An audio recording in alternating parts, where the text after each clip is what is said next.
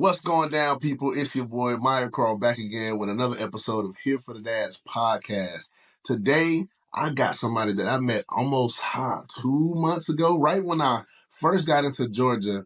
I heard about this huge fatherhood convention, and I was like, man, it popped up on my Instagram. I was like, I gotta go. Well, while I was there, I got to hear from a man named Vic, and his story it just touched me, man. And he was so passionate about everything that he was asked about. And I went onto Instagram, I found him, and we kind of chopped it up, and I had to get him here for you guys to hear. But what I'm going to do, I'm going to pass the mic over to him so he can introduce himself. So what's going on, Vic? Talk to the people. How you doing, man? Man, happy to be here. Happy to see you, brother. I'm glad that we were able to connect. My name is Vic. I'm a case manager for Connections Fatherhood Program out here in Las Vegas, Nevada. And I'm also a part of a project called the National Fatherhood Responsible Alliance, where it's a set of individuals that we're working together to improve the fatherhood field. And that's where we ended up crossing paths. Was at that? What was it, Washington or Atlanta? We was in Atlanta. Yep. Yeah, it was in Atlanta, and we were there for a fatherhood conference. Yep. We were there for a fatherhood conference, and part of my obligations of being there was being on stage and doing the interviews and being just being one of the presenters. It was a great experience, man, as a father, and I was able to connect with not only fathers but men and women that are part of this journey in the fatherhood field. How And many so far so good, man. So far so good. how many of those conventions have you been a part of? I think it's been like 6 of them already. Six. Wow. Yeah. Yeah. That was a big first for me. Like I didn't even know anything like that existed. Right. Of course, my algorithm is all made up everything fatherhood now, so I get Right. all of these different pages that pop up, but a lot of them are ads or other influencers, and they're just creating type of videos that people can resonate with. So when I saw that, I assumed it was closer to something like that. It didn't have many details, but it was well organized. So when I set it up, I remember it was already sold out when I even signed up and registered. I had to go to the wait list. But when I got there, it wasn't like just this big flowery thing with just like creators everywhere and taking pictures and stuff. It was Right. real people talking about real stuff in the field, like people who had real training, people who had real stories, and it was real fathers. I can't say that I didn't see a lot of young men. Like there weren't a lot of guys that I saw that were in like their younger 30s or even their 20s, unless maybe they were doing some type of social work. And that wasn't discouraging to me at all. I just took it as, okay, these guys have been doing this for a while and they have been through fatherhood from step one of age one with their kids, for some all the way into college. So that was the feel that I got. What was the feel that you got when you first went to one of those conventions? Couldn't believe it, man. I couldn't believe that there. I thought it was just a local thing, right? Because as you can see, I have this poster right here, Yeah. which is Connections Fatherhood Fire, and it's just a poster, and I'm thinking it's just a local thing. But when I went to these conferences and realized that it was not a local thing, it was a national thing, and Mm. I came in contact with other men and women that are part of the grant, and then just seeing everybody, man, the passion and dedication, and it was very encouraging to see how that it's a movement. Yeah, So take me that back. it's a movement. Yeah, it's definitely a movement, and they got some stuff moving up in there. Take me back. Like, how did you get involved? Like, how do you even step into the fatherhood field if it's not by yourself? Well, we have the fatherhood program is based off of a rehab center called West Care. And so I was actually a participant of West Care back in 2021. And West Care is a rehab center. And so I went because I had chemical dependency issues. I had drug and alcohol issues. I went and checked in, and I was out for the program inside West Care, and then I completed the program, graduated West Care, was transitioning into a sober living home, and was working about a year into construction. And I was active in my community. And one of the ladies that worked for West Care, we bumped into each other, Mm. And she had heard, I think she had heard that I was doing good and that I was active in my community. And when you get out, bro, out of either rehab or prison, there's this energy about you. You're shiny, man. And so I Yeah. think people seen that about me, right? And she asked me what I'm doing, and I told her I'm working construction. And she said, I got a position for you. You want to be like a staff? And I was like hesitant about it. I was like, ah. And she was like, you know what? I got something better for you. They're actually hiring for a peer parent for a fatherhood program. And I'm like, well, I might take a good look at that one. And sure enough, man, I did the interview and the process, and a month later, I hung up my construction boots Mm. and I started working for Connections Fatherhood Program as a peer parent. And then about 2 months later, I got promoted to case manager, and it's been what 2.5 years now. Mm. So, what as a case manager, what do you do and who do you work with? Well, I'm a case manager and facilitator. I case manage. I have a caseload of about 25 guys that are at the North Las Vegas jail. They're at a correctional center here in town that we do workshops with, and I facilitate the workshops to the men in jail that are transitioning back into the communities. So Mm. I'm able to work with the men, and also I do a lot of administration work on the computer. A lot of notes, a Yeah. lot of resources. So it's a very I don't want to say demanding, but you do have to be on point because Mm. it has to do with helping our brothers transitioning back to their families and communities. Mm. Before we get into like transitioning out of either prison or rehab, as it regards to fatherhood, could you give me a little bit more of like your background as a father, how many kids you have, and kind of maybe a little bit of your story? Absolutely, I have two daughters, man. I have a 14-year-old and a 16-year-old, and they're teenage girls, man. And a few years back, what I was actually doing the limo driving. I started back in 2010 when I got divorced. And see, a lot of the things that men go through, we don't talk about, right? Because when I got separated from the mother of my kids, I was happy, Mm. right? I was like, yeah, I'm single again. And yeah, let's party right now. I can do whatever. I don't have to hide my phone, and I'm single again. But the harsh reality was that when I would go pick him back up and drop him off, my heart ached. Mm. When the neighbor would wave at me and he would ask me, where you been at? My heart ached. When I Mm. stopped at the gas station where I used to get gas all the time and they wave at me and hey, I haven't seen you in a minute. Mm. I don't live over here no more. My heart ached, right? And as men, we don't talk about that. I didn't know I was hurting, right? I didn't know that I had this pain in my heart from the separation. I was just in one way, I was happy that I wasn't with her no more, but then I was also hurting because now I'm not a full time dad, and Yeah. now I got all this free time, and when you have all this free time, you don't know what to do with it. Sometimes you just stay home, Yeah. right? Yeah. And so I That's stayed home true. a lot, man. I stayed home a lot, and I was depressed, and I was sad, and so my friend offered me a job to work on the strip as a limo driver, and I didn't really know what I was getting myself into. I don't know if you're spiritual. I'm very spiritual. I I am. don't believe. I don't believe in Christianity or religion. I believe in a relationship with God. Right. That's what I believe in, with all due respect. And then I believed at that time I didn't understand exactly what I was getting myself into, but it was like I was signing a contract, right? And I was signing a contract to the devil. The devil told me, "Listen, I know you're depressed. And I know you don't want you're just going through it, but I'm gonna give you this contract, this opportunity, man, for you to get out of the depression. And and you're gonna have fun with women. You're gonna make money.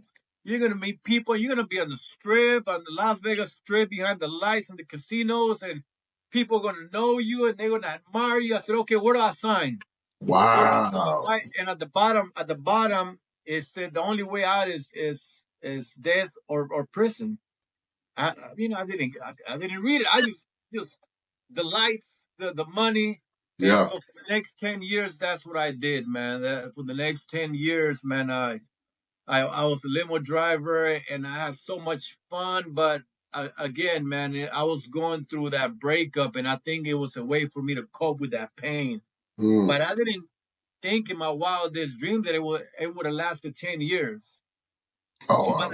by the time the pandemic hit, um, again, the pandemic hit, the strip shut down, and I found myself alone in my room, in my home, in my apartment, with a bag full of drugs, Mm, depression, alone. I was alone, and I started using. I started using the product that I had to get rid of, and I became addicted to it.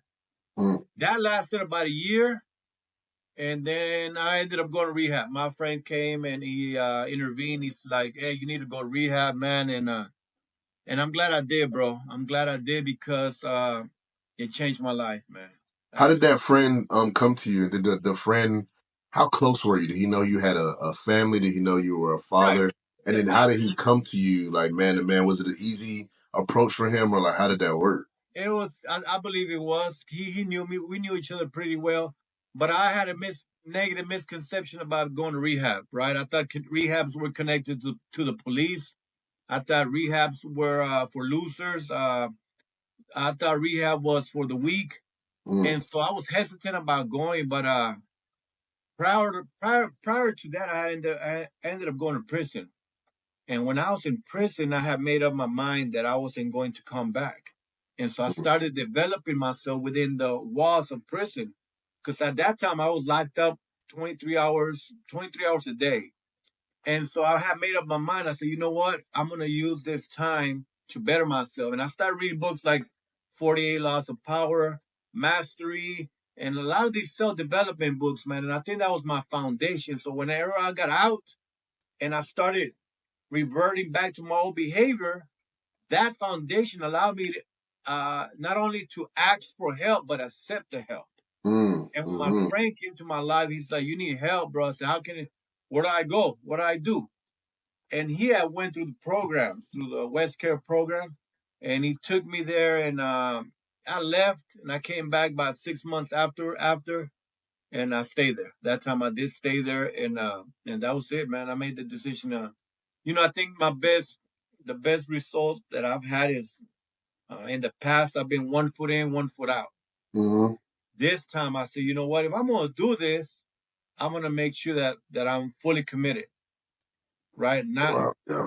Not 1 foot in, not 1 foot out, because it's a vicious cycle. And I think Yeah. in the recovery community they call that insanity, trying to doing the same thing, expecting different results. And so I was like, you know what, man, if I'm gonna go that route, I'm gonna make sure that I go, because I don't do nothing halfway, bro. Yeah. I Right? feel you. I don't do nothing halfway, and I'm sure you don't neither. If we're gonna No. do something, we're gonna do it fully committed. Those are the best results, and that's what I tell the fathers that I work with: be fully committed. If you're not, it's okay, but don't lie to yourself and say Yeah. that you are when you're not. Yep. It's all about facing ourselves, man. Facing And that ourselves. and that's the thing too. When I get, like you said, when you get into something, you normally fully commit. Like you, and it's hard not to get like super or hyper focused on one thing. But when I get hyper focused on one thing, what I realize is that my plate gets full fast, and there's still people, there's friends, there's family who are affected by that, no matter what it is, no matter if it's a good thing I put on my plate or if it's a bad thing that I put on my plate. And early on, I was a little bit more selfish because I didn't recognize who it would touch and how it would touch them. And specifically, even my family. Like right now, I'm doing sports. I'm coaching my son's football team. But what I got to remember is that the time that I'm taking away to go out and do those with him, I'm also taking away from my family, from my wife, and from my other kids that I would show attention and time. And I'm trying to put myself into Vic's mindset, into Vic's time of when you first got divorced, and you said your kids are 14 and 16 now. So they're probably around what, 4, 6? How old were they then? Yeah, they were Yeah, young. they They were were they still were my babies, young. man. They were young. They were still my babies, and so they were young, and I would go pick them up on the weekends, and I was they call that the weekend dad. Mm-hmm. They call that the weekend dad. I pick them up on the weekends, and back then when they're young, I could take him anywhere. I could take him to the arcades. We used to go to this one place called Kiss, and they had arcades and little golfing and neon lights. And man, bro, I spent $100 in there, and they're happy. They're good. Yeah. But when I got at the penitentiary, and they were now being able to process things and understand things and hear rumors and gossips about their father, and I noticed how that influenced them. Man, bro, let me tell you, my daughter inherited from me anger management issues, right? Mm. She gets angry. I do too. And so there's times where my daughter gets angry with me and I get angry back at her, right? But I Mhm. make sure I do my part and not get caught up in her anger, Right. right? Bro, when I reflect on those moments, I think to myself, I'm like, bro, if I would have never got help, I would have never, man, we could have been, me and her could have been Right. You'd have been literally destroying that relationship. horrible, bro. And I get emotional like those times when I'm driving back home and I'm just thanking God, man, thank you, Lord, for intervening. Because Mm. if you didn't, man, me and my daughter I would have been doing some damage, bro. I would have been doing damage to my kids, man. And when they get mad, I'm able to provide that emotional safety. I don't get mad with them. I navigate that anger with them, Mm. and I'm just so blessed, man. The fathers that you worked with on your caseload, well, at least the men that you work with on your caseload, because I'm assuming they're all fathers. Are some of them fathers, and do you guys have conversations about what that transition will look like, even getting back into some of those kids' lives? Because I would only assume that every situation is different. Not every person is going to still be with that spouse. Not every person has gotten a chance to see their kids, to talk to them, or even Yep. expect to. Yeah. What is that like? I try to be realistic as much as I can, bro, because I think live experiences count for something, Mm. right? I understand what a lot of the fathers are going through because I myself been, especially with the men in jail, they see my shirt and my tie, but if I start peeling, I got tattoos, my hair, right? I mean, I've Mhm. been through it. They can relate to me. Don't I tell them, hey, listen, don't let the shirt and the tie fool you, man. Hey, I, I still got it, right? But I yeah, do that to connect with the man. Let them know that I'm no different than them. yeah, And so I studied myself in the most humbling way that I could because I wanted to be able to lead, right? I can't lead if I don't understand where I come from, right? yeah. And so for me, early, I shared this with the guys. For me, when I got out of rehab, it took about a year for my family to start embracing my change. Under that year, which is normal, right? Because of all Right. that damage we've done and all the hurt, Mm-hmm. all the lies, people are gonna doubt us. And the ones closest to us, especially our family, are gonna be the main ones. Actually, Oh, they're gonna be like waiting and watching for you to fail so they can be like, I knew it. wow. I Mm. knew that fool didn't change. I knew that he was lying, right? And it's understandable. I understand why. I don't take it personal. And so it took about a year for my family to embrace that change. And I share that with the men so they can have a time frame about how long it takes. I'm hoping it takes shorter time for some, and I'm sure it will. But for the most part, it's going to take some time for the men for their families, for their kids, for their uncles, for the community to start believing their journey, because it's difficult because we've done so much damage. Yeah, I mean, I can only assume in that year too, it's got to be so discouraging to know that people are just sitting there watching you and just waiting for you to fail. And if you have kids that aren't young, or honestly, it doesn't matter what age they are, if they're old enough to understand and they kind of know what's going on, they're watching you too.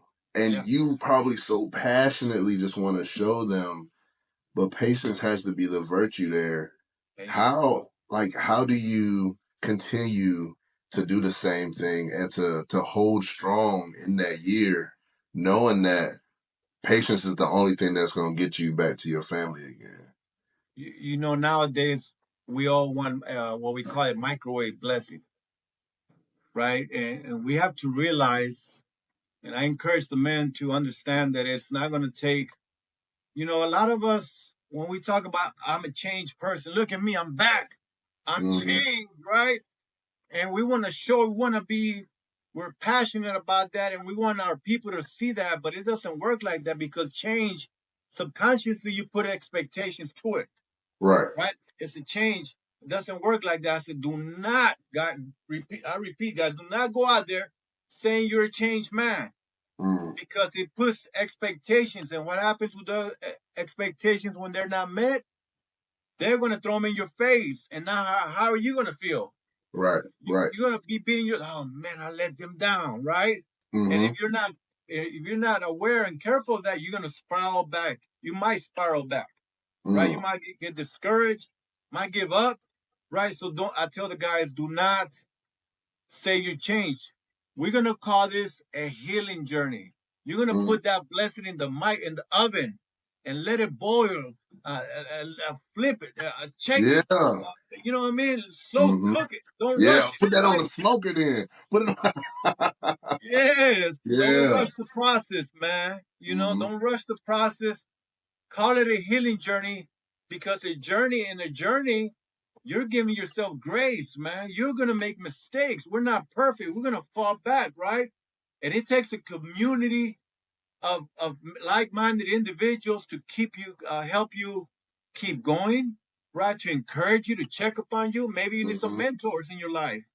I have mentors Ooh. for work, Yeah. for my health. I have women mentors that mentor me at work too. And so I call them specifically for that certain thing. I have spiritual mentors. We need mentors. We need communities, but we also need to be of service, Mm. right? We can't just receive, and not give. We have Mm-hmm. to give, right? So to answer your question, it's not just one thing.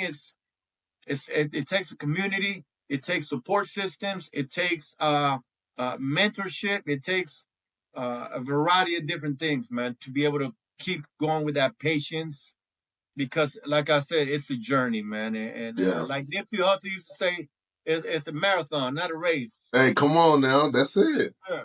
And for some people, they never ran a marathon before, so they don't know how hard that is. They Right. don't know it's about when you say that now, it sounds so much more spiritual. And to think about really what Nipsey was saying, I've run track for most of my life, and then I've Okay. transitioned over into football.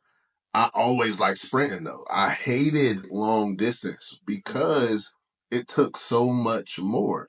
It took a mental toughness. That would be the same thing that you would need coming out that transition. It Yep. took posture. When you're sprinting, you can run wild, arms here, all that. But when you're a marathon runner, your arms got to come down. You got to relax your shoulders and keep Yep. your hands low. You can't be too much jiggling. You got to control your breath the same way you may have to regulate your emotions and it's so Absolutely. much that goes into running a marathon more than just saying running a long race. It's not about it just being completely long. So when you think about be in a position where you've done some harm and that you've acknowledged it and you've admitted to it and you have made some changes in your life, when you want to rekindle those relationships and bring people back to that, you got to think about all those things because if you're Yep. on that marathon run, those challenges are gonna come. I promise Right. you, when I ran those long distances while I was in the Navy, man, pretty much every not even a mile, bro, probably every quarter of a mile, I was trying to figure out how I can quit.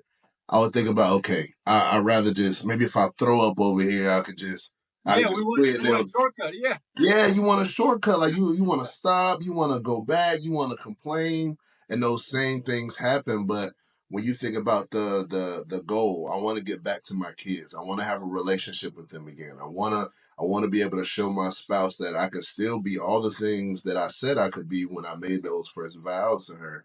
Um, that's what you got to think about when you're running that race. Like, I want to finish so I can join the Navy. I want to finish so I can complete this. I want to get to the end goal. I want to go through some of maybe the challenges and the more harder personal parts of that journey for you. Did you lose connection or a relationship at all during those 10 years with your kids? Was any part of that harder than the other? No, no, I never lost touch with my kids, man. Like I said, I would pick them up on the weekends. Um, of course, their mother moved on, and remarried, and that was difficult for me. And I think I just experienced. I think the hardest thing I experienced as far as that was just the co-parenting, man. The What was the co-parenting, hardest part in the co-parenting? just the resentment. Mm, She wasn't very forgiving. And so, whenever a woman is still functioning out of her hurt, it vibrates with my kids. It vibrated with my kids, if you know what I mean, because right, right, absolutely. I'm not one here to do her inventory. She's on her journey, but I'm sure that my kids felt it, right? And then that's their upbringing about their father, and it's kind of molding their father into certain from what they Absolutely. hear, and it's molding the view of their father, right? And so when I got out of prison, I did about 2 years, and I got out of prison. I felt that difference, right? That connection wasn't as deep as it was before I went to prison. Mm-hmm. There was already a father in their life now, a stepfather now, and so I had to respect that. I had to come correct. I had to get my Mm, life together and prove to them that the going to prison was a mistake. I was still a yeah. bit denied about my life, and that was tough in itself too because I couldn't even go inside the house. I had to pick them up outside the house. Wow. And it took about, bro, it's crazy because about 2 years ago, I finally got to walk into my daughter's room. Wow. And it Wow. took about, I want to say, 7, 8 years that I have never stepped in my daughter's room before that. Like, Wow. yeah, I walked in my daughter's room and I was sitting, just taking it in and Yeah. watching. It's my daughter's room. I've never had walked in there. Mm-hmm. And man, that happened a couple years ago. And that was, just some of the challenges that I had to face as far as the co-parenting. Of course, my drug, I had drug problems. I had, I was the party life on, I live on the strip. I live in Mm-hmm. Vegas. Yeah, that's hard. It's That's stuff out there. the lifestyle. I was always busy. My phone ringing and being doing that, and so those were the main challenges, and just mainly the stuff that I was carrying within. Yeah. I think that's another challenge that I had, all that trauma that I had, and my parenting styles and my hurt being passed, the generational trauma being passed on, Mm, but I always knew, bro, that I always knew in the back of my mind that some of this was wrong. I always felt that, but I couldn't tap into my true self because I was doing the drugs, mm-hmm. unhealthy relationships with women, the party life. I couldn't tap in my true, and when you can't tap in your true nature, man, there's no self belief. Yeah. There's no self belief. There's no confidence. It comes from alcohol and drugs. Yeah. And it's gonna be That's even harder to give the ones you love your true self too. Like you can't be the best you for them. You're giving them whatever you can on that weekend or those days or once a month or whenever you can. You're giving them what you can, but you're not giving them everything. You know what I mean? Because you're still covering up so much. And I know a lot of people talk about either, getting into a church, a ministry, or therapy, or a friend group. Like I think anything is a good start, honestly, because some people get so afraid to take what they may see as the big step. But if you can have the conversation with one friend, then you can take the next step to possibly going somewhere with them where you get more help. Then you can take the next step and feeling comfortable in maybe therapy or getting a mentor. It's like whatever it is that's comfortable for you is probably the most important thing to do is to take a step in the right direction. Because otherwise, like you said, you're always going to be that one step in and one step out. revolving door, man. It's a vicious circle, vicious Mhm. cycle. Vicious, man. And so And you talked about co-parenting. I feel like within like the last 2 weeks, like this has been the conversation I've been having a lot where guys are reaching out to me on our broadcast channel. And it seems like the co-parenting portion and what makes it so hard is always or not always, but a lot of the times, the relationship between the mother and the father of the kids. And however that relationship looks, no matter if they're honoring each other, not honoring each other, how they're talking to their kids about the other person, if they hate each other, if they don't hate each other, like if they have a somebody else in the relationship that's influencing, all of that goes into that co-parenting relationship and either makes it harder or easier. I know some people who are able to go to therapy together and sit down and talk through these, and they have a very healthy relationship. One is seeing somebody else. I think the other just kind of started, right? But they don't allow those things to hinder how they're able to work together with the kids. And I got something over here, like a whole nother situation where they're trying, but it's just not working out. And I have so many different questions when it comes to that. But I guess the question I want to start with you, because you talked about like not trying to do her inventory and making sure that what you watch what you say when you're around the kids. Like how did you choose to like honor their mother while you were with them? You know what, bro? Even way before I went to rehab, I knew that if I talked bad about their mom, that it was gonna affect my kids. So even back then, I never did. Right? Even when they were little, I would not take shots at their mom. Something always felt like I shouldn't. Mm-hmm. Right? And there was a couple times my mom also um, advised me not to. Right? And so I Mm-hmm. listened to her advice and her wisdom. And but for the most part, I stayed away from that. Right? But I never guided those conversations. I just let those conversations go wherever they went. Right, right. I never guided them, but I knew better than to continue adding fuel to the fire. I knew better than that at that moment. Mm, Now that my kids are growing and they're starting to discover the world and discover the world for what it is, they could say that their dad never did that yeah, ever. there we go. Mm-hmm. Right? And the seeds were planted many years ago, and it's coming. That in itself becomes a lesson to my kids, right? Mm-hmm. Now what I'm doing different, as opposed as not continue that conversations or even guiding those conversations, right? Yeah. When those conversations come up through my kids or through something that might have happened in front of them, I make sure that I guide those because I don't want my kids to resent their mother. Yeah, right. So I make sure that I explain to my kids the big picture.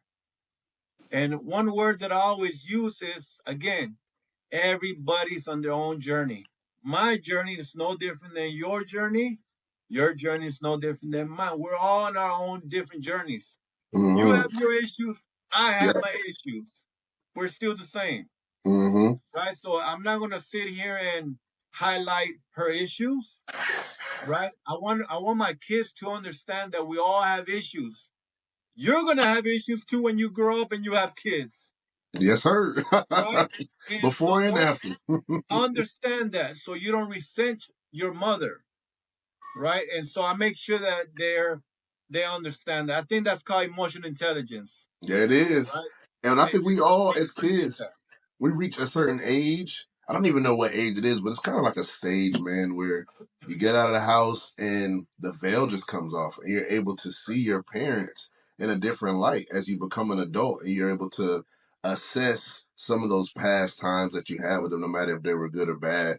So adding to that fuel to the fire early on is not going to do anything but make you look bad in the end, right? But Right. they can look back and they'll be able to see it for themselves. And it's like you're not trying to target that per se, but you just know it's going to happen. So there's no need for you to even add that to that.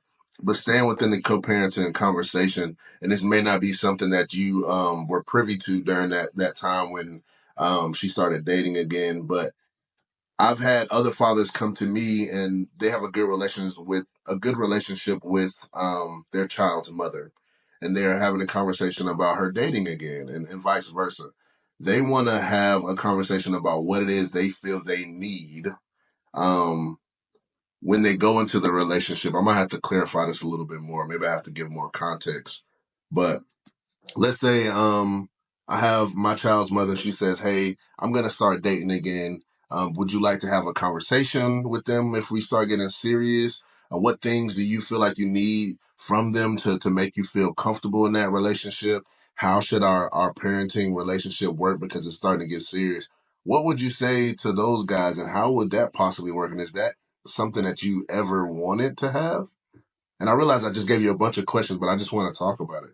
Right. I think again, having good, uh, like-minded people in your corner, the people that you can call and run by information through and different perspectives. Mm, Because, bro, again, in this thing, fatherhood and motherhood, there's no handbook, there's no workbook um, that we can apply, and it's a one straight shot thing. Everything and everybody's different. yeah. All we can do is try to look at it from different angles and then approach the situation, man, with patience, understanding, unconditional love, right out of love. And the only way we can do that is if we focus on ourselves, Mm, right? If we are filling our cup with love, if we're filling our life with gratitude, man, and whatever comes our way, we can deal with it gracefully, as opposed as not being patient, right? Discriminating, not understanding. When we are functioning from the ego and from the hurt, there's no hope, bro. There's no mm. hope in trying to deal with navigate through all that, right?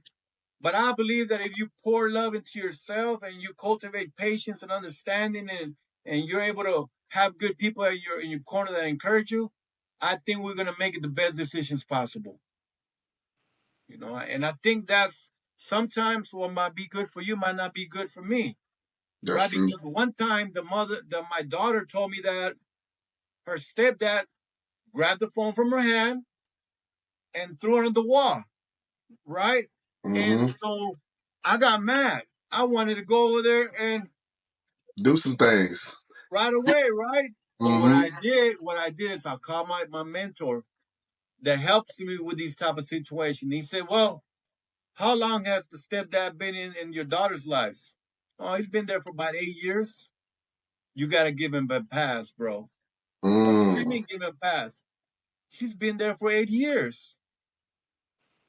And I'm like, you know what? You're right. He's basically the dad. mm, Technically speaking, he's dead, mm. right? Did he put his hands on her? No. I said, well, maybe your daughter was talking back to him. And I'm like, you know what? I don't like it, but Yeah, yeah, that's a hard situation, right? Because you can't really look and say like that was the right thing to do or the right, wrong thing to do. You can say if it's completely wrong, like let's say you put a hand or you punch in the face, somebody, now right. we got It's a different. problem. No It's parent different. should do that, right? No person should do that at all. But you look at how long he's been there. Okay, 8 years. It's possible they already have a relationship together, right? She trusts him in some ways. She may not like that he threw her Right. phone, but if we were in that situation and in the house, it's a possibility we could have done the same thing. So Yeah. the question is, if we go in there and we rebuttal whatever the scenario is, what are we really correcting? You know what I'm saying? Now, if you have a relationship with the person, who's to know? Maybe you guys can communicate about it, and he might even say, "Hey, I was just upset. I shouldn't Right. have did it that way. I wish I would have did it differently." You know what I'm saying? Or he might say, that's how we treat these situations right here. She Right. was doing this. I found something in her phone she Yeah.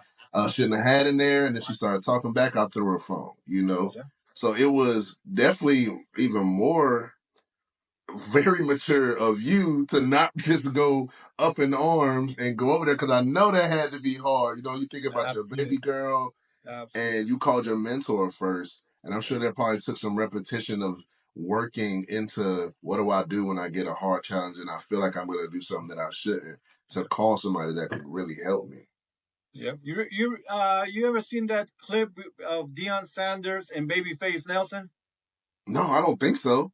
Bro, you gotta watch it where they sit down and they talk about why do fathers don't do this that much. The real Mm, dad and the stepdad is because we're not, we're raised under different cultures and traditions. And for us, Hispanic, and I'm sure the brothers too, machismo, we're mm-hmm, tough, man. I don't care about that dude, man. Long as he don't touch my kids, we good.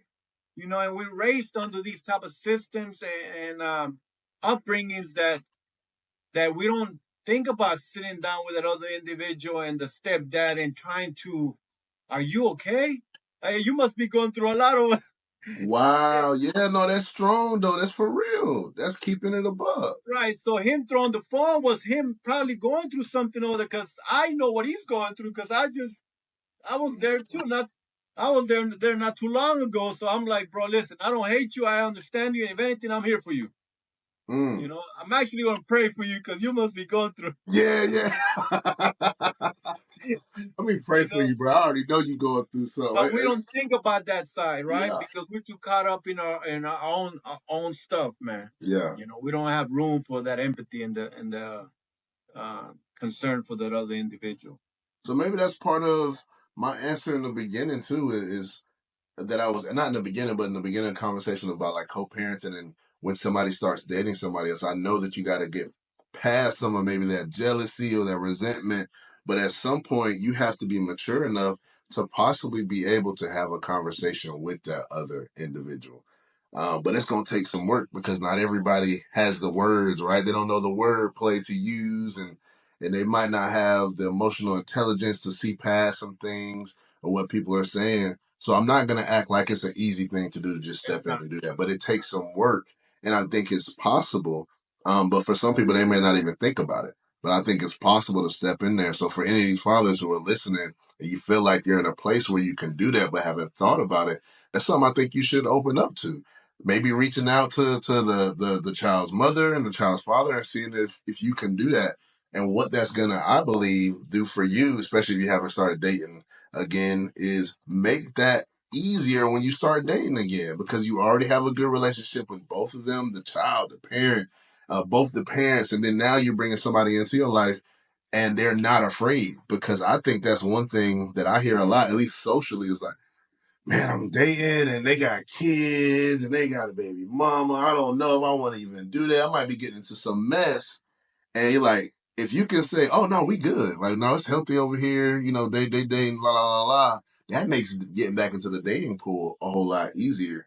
Have you had any issues? And I don't want to get too personal with you if you're not ready to do that, but have you tried talking to anyone again? I don't know if you're remarried or anything like that. Was that hard for you having kids and stuff already? It wasn't challenging.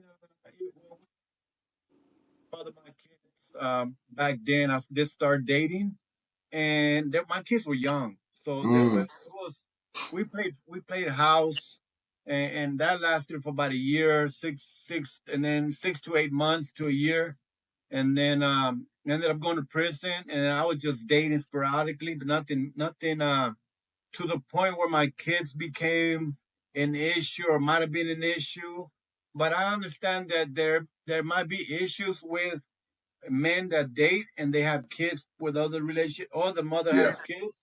It Mm-hmm. does become an issue, and it's definitely a challenge, right? It's definitely a challenge. But again, man, there's some things that don't overwhelm yourself with trying to control everybody or trying to control, and there's no way we can do that. We can only focus on self.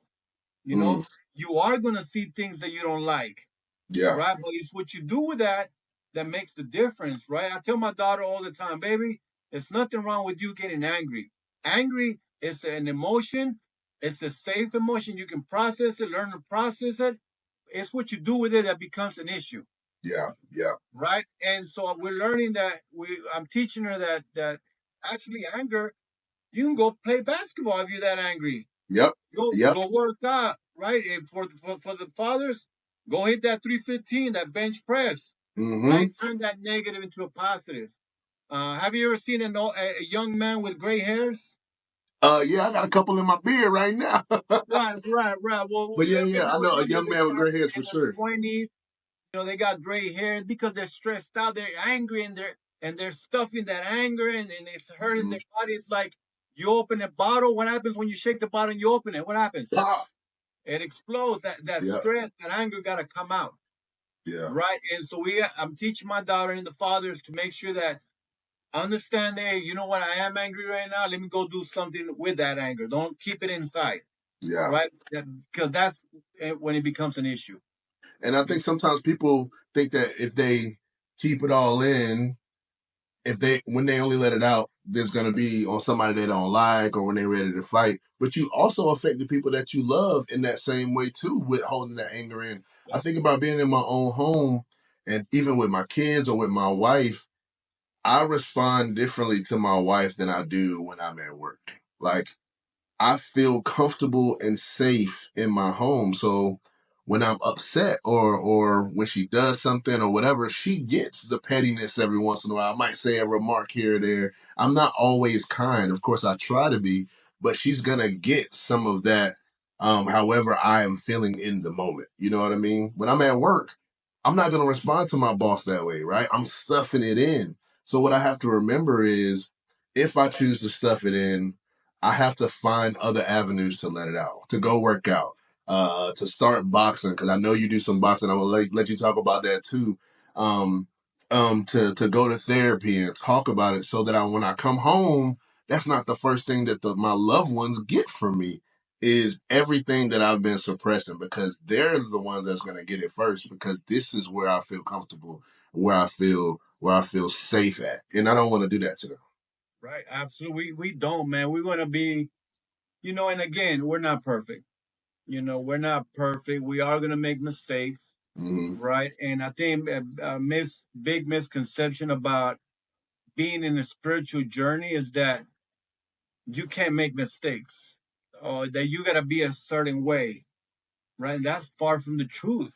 Yeah. Right. I think we are going to make mistakes, but, do you confess your mistakes? Do you ask for forgiveness? If you do that, you're releasing that guilt, that shame, right? And when you don't do that, you're keeping it within. And that's when it hurts our families, man, because now we're walking around with a chip on our shoulders. Like, Yeah. what's wrong with Yeah. you? Mm-hmm. Right? What's wrong with you? The energy ain't feeling good, right? Ain't Right. nobody trying to be around that, right? No. And we thinking it's them, but in actuality, it's us, Yeah. right? It's ourselves, man. We're not processing things. We're not saying, hey, I'm sorry.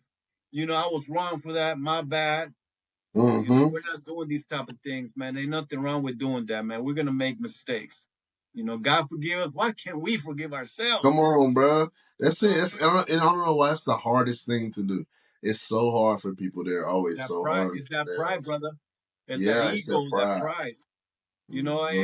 And so the pride is there to help us, but at some point it's hurting us. It starts Mm. to hurt us, right? And so we have to. It says in the Bible. I don't want to get too spiritual, but it says in the Bible, you gotta. It's the renewal of the mind. Right? The old self is dead, the new self has arrived, Mm. right? My pride kept me alive for many, many years, man. Kept me away from some tough situations, man. But now, pride, you're hurting me, man. I don't need you no more. Right. You going too hard, pride. Like I have Right. sense of self now. I don't need you to step in places Exactly. where I don't feel that identity. Exactly. And that's Exactly. strong. And we're bringing this to a close. I mean, I got two questions, but before I ask the first question, I want to hear about boxing. Have you been boxing like yourself, or have you been coaching? Is this your way to get closer to some men? Like, talk to me about your journey with boxing. Well, I was boxing from when I got out of the penitentiary and I was 21. I didn't have a I looked at my paperwork when I got released at 21. I had done from the age of 15 to 21. And then I was released, and I happened to look at my paperwork, and it said I had a 73% chance of coming back, right? Wow. And so I remember, bro, when I first got out, within my first year, I was not coming out the house. I was afraid because Wow. subconsciously, I I believed that I was going to go back. Mm-hmm. But one time I ended up walking around. I went to my aunt's house and I seen some kids carrying a bag, a gym bag, and I followed them to the gym, and it happened to be a boxing gym. And so, long story short, from the age of 21 to the age of 25, I was an amateur boxer, and I dedicated my life to boxing amateur, right? And I became a hot prospect. I didn't believe that I could turn pro and be successful, so I self sabotage. Right? Mm. I self sabotaged my career, and then I gave up that dream, and then I became a family man, right? But I think that boxing saved my life at that time. From the age of 21 to about 26, it changed. It gave me a sense of purpose and direction, right? Very crucial time in my life because I was supposed to go back to the penitentiary, Wow. right? And so now, fast forward many years now. When I got out of rehab, I ended up volunteering at some boxing gym. Richard Steele's boxing gym. I don't know if you're familiar with Richard Steele's. He's No, no, I'm not, but I'm definitely the gonna look him up world after. famous retired ref. Okay. World famous. He officiated so many famous fights in Vegas, and then he retired and opened a gym. And so I started volunteering over there for about a year, man. I started volunteering there for a year, working with the kids, and I had a passion for that, man. And I still go over there, and I'm still in contact with the coaches. And I'm a boxing fan. I love boxing, but I want to say this about boxing. I didn't know this, right? Uh, what happens when the kid comes back into the corner Hmm. during the sparring sessions? I'm asking you. Also, when they come back to the corner, I'm trying to What's think. the first thing the coach tells him? Oh, the first thing the coach tells them. I don't know. I just went to one last week. What do they say Come here, first? come here. Take a deep breath. Wow. Take a deep breath, right? Why? Because he needs to what? Regain, and so he can hear. So he can hear you. Okay. So you can tell him the instructions, right? And I didn't know this back then, but there was seeds being planted, but I didn't know this. And so whenever I would have a young girl, a young boy full of anxiety, I would tell Mm. him, "Hey, take a deep breath." Wow. I didn't know there was a science behind it. Well, 3 years later, when I started doing the work that I do now, in our workbook we have a lesson that it talks about the amygdala part of the brain and the frontal lobe part of the brain. The amygdala is your fight, flight, or freeze. Hmm. The frontal part of the brain allows you to make rational decisions. A lot of the times, a lot of us function out of the amygdala part of the brain, fight, flight, or freeze, Hmm. right? Have you ever seen somebody that you say something and it triggers them? Oh yeah, absolutely. Hmm. Like, dude, chill. I'm just, Yeah. or maybe have you heard somebody that you hear something and they hear it, boom, Yeah. like a gunshot, PTSD, Yeah. right? So the amygdala is fight, flight, or freeze, right? A lot of the fathers, a lot of people in general, are walking around in that state of being fight, flight, or freeze, right? They're always very jumpy, Right. very defensive. Not everybody, but for the most part, especially if you come from the environments that we come from, right? Our PTSD, our anxiety levels are high, man, and we're like always like on point, right? Yeah. And so I experienced that when I got out of prison. I went to the DMV and I left. I was like, I ain't trying to be in here, right? Yeah. I'm And dipping. so what we're trying to do is put oxygen in the frontal lobe part of the brain, right? When have you ever gotten so mad you get lightheaded? Hmm. Hmm. I have Well, actually. the amygdala is flushing the body with hormones, with blood and air, and is depleting the frontal lobe part of the brain of oxygen and blood. And when you squeeze a sponge, the water drips. What's left? A dry what? Dry sponge. So you gotta put oxygen in that sponge, which is the frontal lobe part of the brain, so it can think, so it can process thing and be like, you know what? This ain't a gunshot. You know, my Mm. girl trying to confront me about something. It's not an attack. Let me take a deep breath, right? Or coach, what do I do? Take a deep breath. Here's some water. I'm about to Yeah. tell you. You too hype right now. You too jumpy. You gotta. Right. So take a deep breath, put some Okay. oxygen in the frontal lobe part of the brain so the brain can do its job. Right. Mm. And so we I learned that first in boxing before I ended up taking it over into what I do now. But when I was able to put it together, it changed my life, bro. It's already changing mine. I'm thinking about how I'm going to be responding next week to a lot of these kids that I'm coaching who are 4 years Exactly. old, 5 year olds, and 6 year olds. They are in that right now. Like I'm able now to see who normally takes the flight position, who freezes, who's ready to fight. But I have some that I don't know how to connect with or how to slow them down. I have kids who get so afraid and overwhelmed before the game starts that they're crying uncontrollably and they don't even want to go in. But I think stopping, hey, take your helmet off. Get down Yeah. to it. I get down to one knee, get eye level with them. Yeah. To take a deep breath. Hey, I'm not upset with you. How that can change everything and allow them to recapture some of the moment. Bro, you're gonna be planting seeds because when they get older, they don't have to smoke that black and mild to calm down. They don't Mm, have to take that little drink to calm down or play. All they gotta do is take a deep breath. Our wow. healing is inside of us. We don't need nothing else, bro.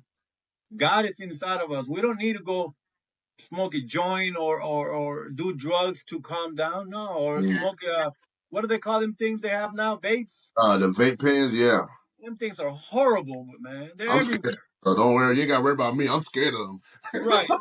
But even in high school, the kids are using those things. Yeah, I'm yeah. stressed out. I said, no, all you gotta do is just and like an allergy medicine, right? What do you do when you take an allergy medicine? How many times you gotta take it before it starts working?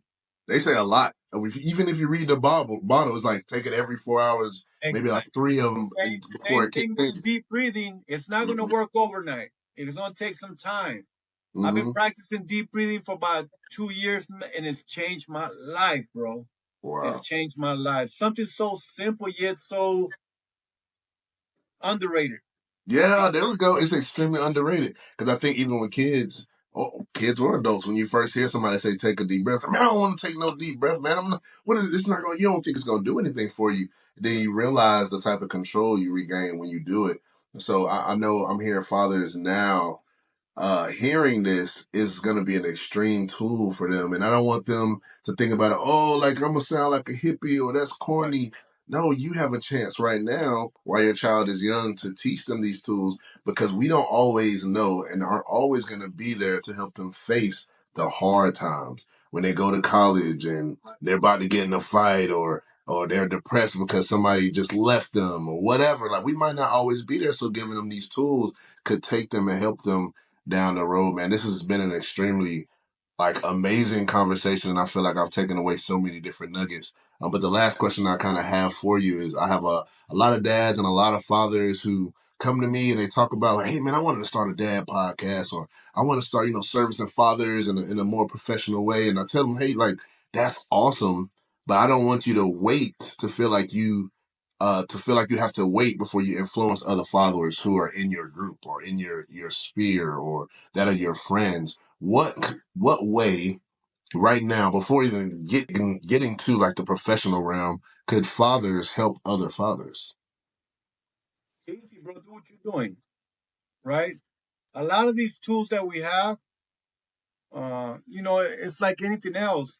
It's intended for positivity, but the devil makes it to be negative, black magic. Mm-hmm. Use it for good, right? I have social media. I have Instagram. I have Facebook. I'm building my YouTube channel, but use that to lead by example, Mm, right? Be consistent. Practice being consistent in your journey. Practice being a little vulnerable. There's times that I share things that are vulnerable, but I do that because people message me on the DM that tell me, dude, that touched me. yeah.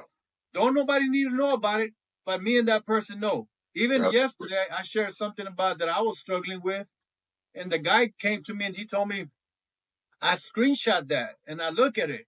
Wow. Right. And so, man, it's a confirmation that what we're doing, man, continue to do it because we're making a difference.